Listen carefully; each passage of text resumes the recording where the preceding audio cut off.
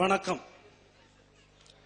வெளிநாட்டு வாழ்க்கை வேதனையே என்ற கவலைக்கு மத்தியில் வெளிநாட்டு வாழ்க்கை சாதனையே என்ற கவிதை இது.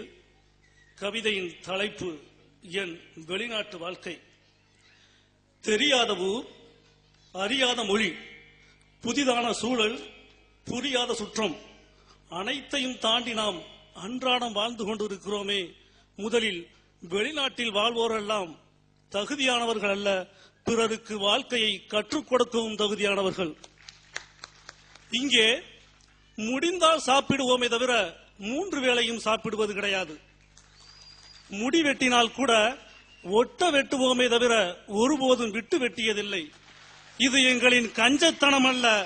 நான் அசிங்கமானாலும் பரவாயில்லை, என் குடும்பம் அழகாக இருக்க வேண்டும் என்ற அபூர்வ குணமே.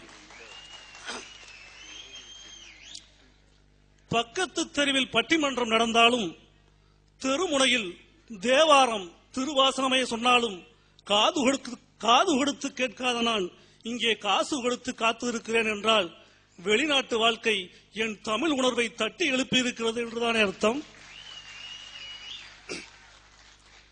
எங்களின் ஒழுத குடிசைகள் ஓடானது, கிழிந்த உடைகள் சீரானது, அடகுக்கடை ரசீதுகளை அடகு வைத்த பொருளை விட ஒத்தி வைத்தது கொஞ்சம் குறைந்து போனது. என் அக்காவுக்கும் தங்கைக்கும் திருமண பத்திரிகையே இந்த தினாரை அனுப்பியதும் தானே அச்சானது.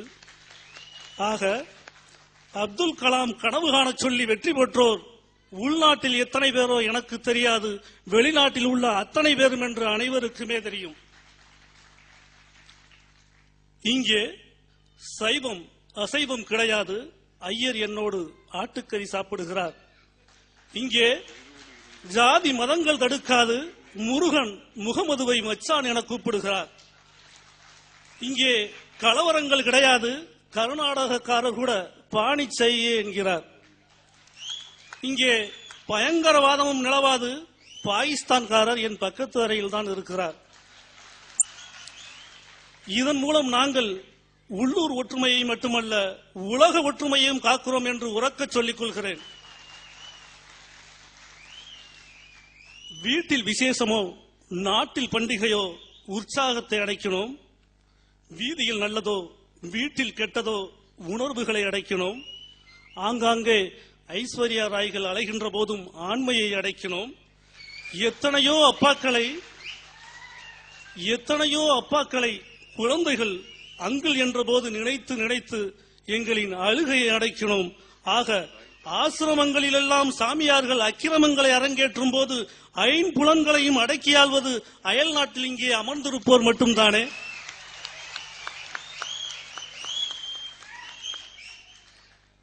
என் பெயர் விளக்கு என்றாலும் வெளிச்சம் தந்தால் தான் இங்கே விசா கொடுப்பார்கள். என் பெயர் ஆரோக்கிய சாமி என்றாலும் நீ ஆரோக்கியம் என்றால் தான் இங்கே அக்காம அடிப்பார்கள்.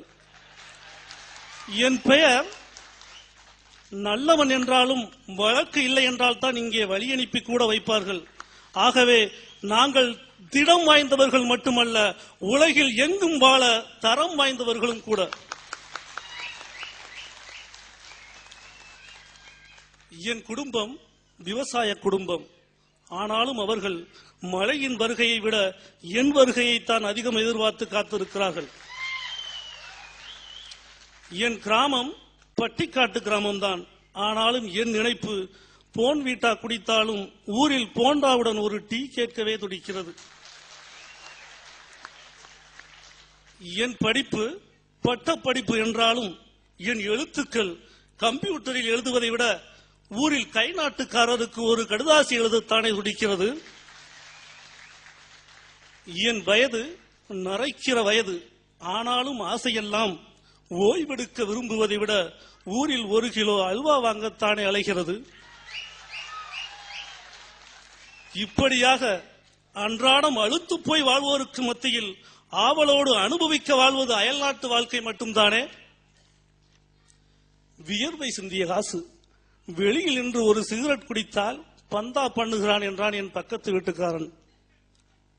அழுது முடித்து அனுப்பிய சேலை உடுத்தி என் மனைவி ஊரில் நடந்தால் பகட்டாக திருகிறாள் என்கிறான் என் பங்காளி வீட்டுக்காரன்.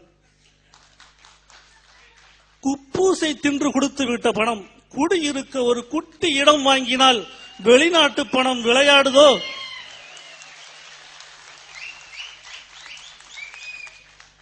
குப்பூசை தின்று கொடுத்து விட்ட பணம் குடியிருக்க ஒரு குட்டி இடம் வாங்கினால் வெளிநாட்டு பணம் விளையாடுதோ என்கிறான் என் எதிர் வீட்டுக்காரன்.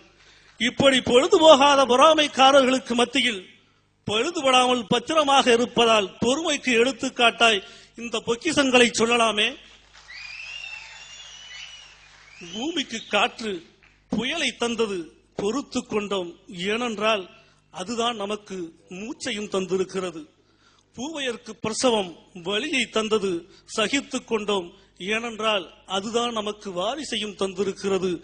அதுபோல வெளிநாட்டு வாழ்க்கை சில பிரிவை தந்தாலும் பொறுத்துக் கொள்வோம். ஏனென்றால் அதுதானே நமக்கு பிழைப்பையும் தந்திருக்கிறது. நன்றி, வணக்கம்.